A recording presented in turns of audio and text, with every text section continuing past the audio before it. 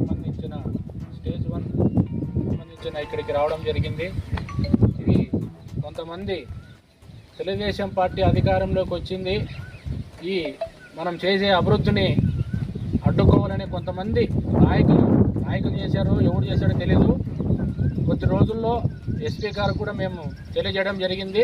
కొద్ది రోజుల్లో దీనిపైన విచారించి తప్పకుండా రైతులకి పార్టీకి కంపల్సరీగా న్యాయం జరగాల. ఎందుకంటే ఇలాంటి కుట్రలు చేసే వాళ్ళని ఏ పార్టీ వాళ్ళైనా కూడా క్షమించే పరిస్థితి లేదు. ఎందుకంటే వర్షాలు లేక రైతులు తల్లడిల్లిపోతున్నారు. దాదాపు ఈ ఆనకట్టుకి దాదాపు 4,800 ఎకరాలు నీళ్లు పారుతున్నాయి. కాబట్టి ఈ ఎక్కడ రైతాంగానికి మనము తెలుగుదేశం పార్టీ అండగా ఉంది కాబట్టి ఎక్కడ వీళ్ళకి మంచి పేరు వస్తుందనో లేకపోతే ఏ రకంగా చేశారో కానీ ఇది ఒక గొజ్జ వాళ్ళు చేసే పని ఇవన్నీ.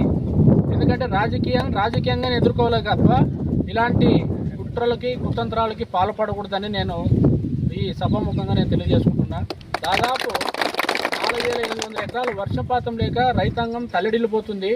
రైతాంగానికి అండగా ఉండాలి తప్ప ఇలాంటి కుట్రలు చేస్తే ఎవరికి కూడా భగవంతుడు క్షమించడు.